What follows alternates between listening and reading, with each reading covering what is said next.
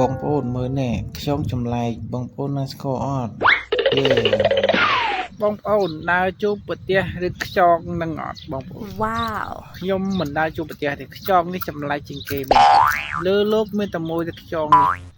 គឺថាខ្យងនេះល្អជាងគេហើយត្រីខ្ញុំក៏ធំដែរត្រីមិនធម្មតាត្រីអស្ចារ្យបំផុតលើលោកសំខាន់ខ្យងហ្នឹងវាហាមមាត់បាយច្បែកចឹងហើយអាខ្យងហ្នឹងវាកាត់មួយមកពីណាគេណាខ្យងហ្នឹងខ្ញុំអត់យល់ទេបងប្អូនមានណាគេយល់អីជួយប្រាប់ខ្ញុំផងខ្ញុំមិនដឹងថាខ្យងហ្នឹងកាត់មកតាមណាទេនេះ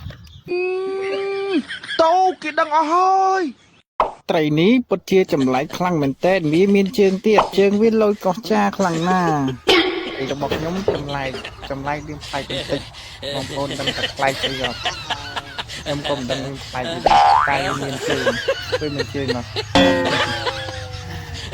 ត្រីខ្ញុំចាប់មកបងប្អូនចម្លែកដល់កូនអូចម្លែកមែនតើ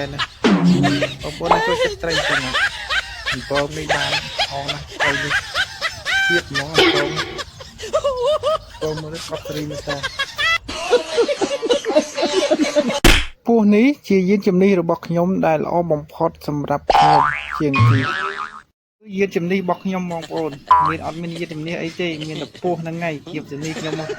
ជិះទៅណាទៅណីអីបងប្អូនណាចង់ជិះជាមួយខ្ញុំក៏បានដែរចាំខ្ញុំដុតទៅមានបងប្អូនណាចង់ជិះយានជំនិះជាមួយខ្ញុំអត់នេះជាយានជំនិះខ្ញុំគឺតែកបីកាត់ពស់លើកប់សេរី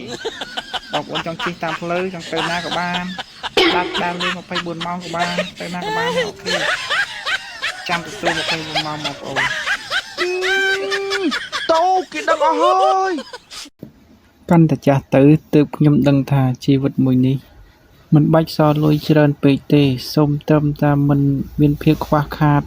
មិនចំពាក់បំណុលគេគឺជារឿងចាំបាច់ណាស់ទៅហើយសូមត្រឹមតែមិនមានបានពេកទៅសូមតែមកពេលចូលនិវត្តន៍មានផ្ទះមួយខ្នងមានដីមួយកន្លែងមានក្តីសុខណាស់ទៅហើយមិនចាំបាច់មានភាពហឺហាលុយឡានប្រេនដូចគេនោះទេ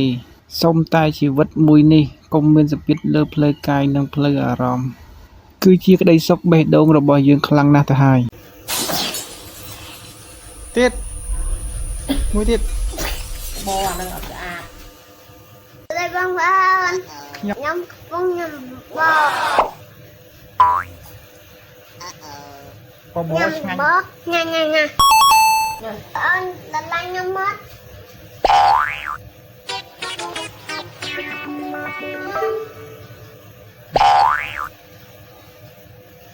បឹង